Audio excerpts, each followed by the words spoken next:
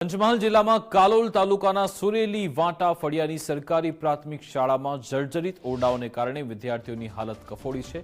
વર્ષ 1972માં બનેલ શાળાના ઓરડા તદ્દન બિસ્માર હાલતમાં ફેરવાતા 2 ઓરડા ડિસમેન્ટલ કરાયા, જ્યારે એક જ ઓરડો ઉપયોગમાં રહેતા ધોરણ 1 થી 5ના 28 વિદ્યાર્થીઓને ખુલ્લામાં અને ઓટલા પર બેસી અભ્યાસ કરવો પડે છે।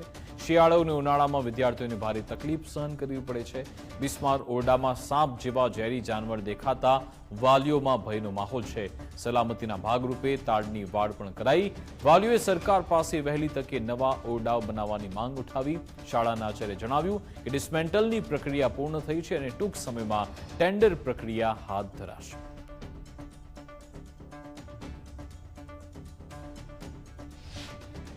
એમાં 50 વર્ષ જૂની શાળા છે, તેમાં કોઈ રિનોવેશન કામ થયેલું નથી અને અત્યારે એટલી શાળાનું પરિવર્તન ખરાબ છે કે વાત જ નહીં કરવી। હવે બાળકો અત્યારે બેસે કઈ, અડધા બાળકો બહાર બેસે ને અડધા ઓટલામાં બેસીને બને છે।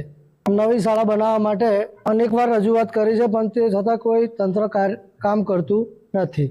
અત્યારે અડધા બાળકો ઓટલામાં 1 થી 5 ધોરણનો 2-3 ધોરણના અંદર ભણે છે, બીજા બહાર ને બીજા ગાર્ડનમાં। અમારી સ્કૂલના બાળકોને જીવના જોખમે ભણે છે। સાપ બી અવારનવાર સ્કૂલની અંદર જતો રહે છે। બાળકો એટલા જીવના જોખમે ભણે છે કે તો બાળકોને ગાર્ડનમાં બેસવું પડે છે। અડધા બાળકો અંદર બેસે, અડધા બાળકો બહાર બેસે। બસ અમારી એક જ માંગ છે કે અમારી નવો ઓરડા બની આપે એવી અમારી માંગ છે। શાળા 2 ઓરડા છે। જૂના એક ઓરડો જૂનો છે, એમાં વર્ગખંડો બહુ જૂના બનાવેલા છે, 1972ની અંદર બનાવેલા છે। અત્યારે એક વર્ગખંડ એવો છે કે એમાં પાતળા તૂટી ગયેલા છે અને જાનહાનિ અને નુકસાન પડી જાય એવા ઓરડા છે। અત્યારે ઓરડો એટલો ખરાબ થયેલો છે કે જર્જરિત અને તૂટી પડે એમ સંભવ છે વધારે, અને ઝેરી જાનવરો અંદર છે। અમારા બાળકો ભણવામાં બહુ તકલીફ પડે છે, કારણ કે અડધા 1 થી 2 ધોરણના સ્કૂલમાં ભણે છે, બીજા બહાર બેસે છે। એમાં તડકો છે, આ શિયાળો હોય તો ઠંડીમાં પણ વધારે હેરાન થવું પડે છે। એના કારણસર અમે વારંવાર રજૂઆત કરીએ છીએ, છતાં સરકાર અમારું કોઈ સાંભળવા તૈયાર નથી અને અમારો જે આ વર્ગખંડ છે આપણે સ્કૂલનો એ વહેલી તકે બની આવે એવી અમારી માંગ છે।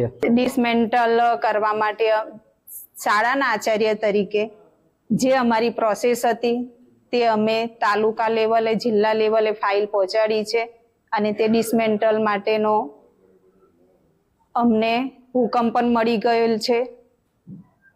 હવે ટેન્ડર સુધી વાત ગઈ છે, એટલે ટેન્ડર પાસ થાય, વહેલી તકે ટેન્ડર પાસ થાય। હાલ બાળકોને શિક્ષણ ના બગડે એ એટલા માટે અમે અમુક 1 થી 3 ધોરણના બાળકોને અંદર બેસાડીએ છીએ, 4, 5 અને બાલવાટિકાએ અમે બહાર બેસાડીએ છીએ। બાળકોને પૂરતી સુવિધા અને લાભ મળી રહે તે માટે સાહેબશ્રીને વિનંતી કરીએ છીએ।